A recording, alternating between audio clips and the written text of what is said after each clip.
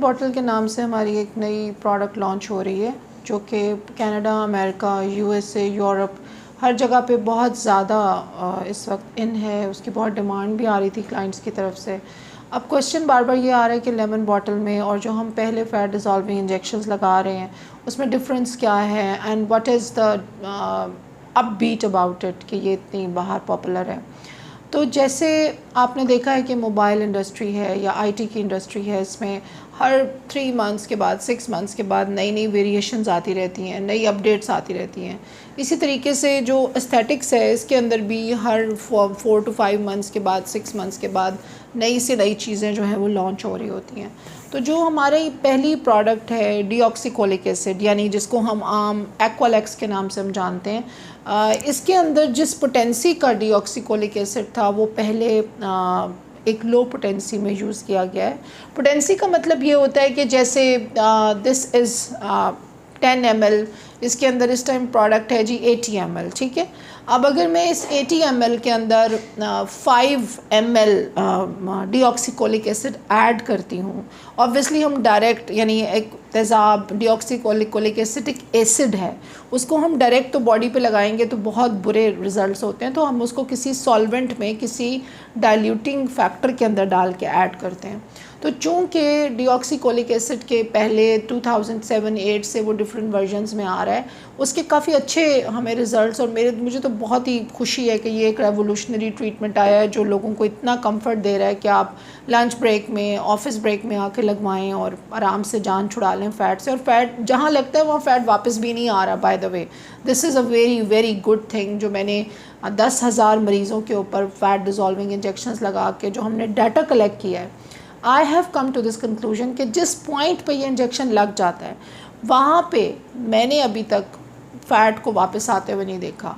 और कसम ले लें, हमारे लोग डाइटिंग नहीं करते, हमारे लोगों में पोटेंशियल ही नहीं है डाइटिंग का। वो इसलिए कि हम चावल, रोटी, बिरयानी और सालन के इतने एडिक्ट हैं कि अगर हम डाइट की पिक्चर मंगवाते हैं तो मुझे लाखों के बाद कोई एक क्लाइंट है जो पिक्चर भेजता है, और वो भी एक हफ़्ता आती है फिर गायब हो जाती है। लेकिन इस सब के बावजूद जितने भी लोग हैं उनका अभी तक फ़ैट वापस नहीं आया, इंक्लूडिंग मी। अच्छा, अब इम्पॉर्टेंट बात यह है कि लेमन बॉटल के अंदर इन लोगों ने डीऑक्सीकोलिक एसिड जो है उसकी जो अमाउंट है सैचुरेशन की वो इंक्रीज़ कर दी है, इसलिए इसकी पोटेंसी बहुत ज़्यादा है, इसकी एफिकेसी बहुत ज़्यादा है। नंबर 2, ये स्ट्रेच मार्क्स को बहुत हिट कर रही है, ये स्किन के टेक्सचर को बहुत हैंडल कर रही है, यानी फ़ैट की वजह से जो टेक्सचर स्किन का ख़राब हो जाता है वहाँ पे पिगमेंटेशन और मैच्योरिटी और एजिंग और जो एक गंदगी मच जाती है in terms of aesthetics, skin की जो एस्थेटिक लुक है वो बेबी स्किन से एक एजिंग स्किन बन चुकी होती है।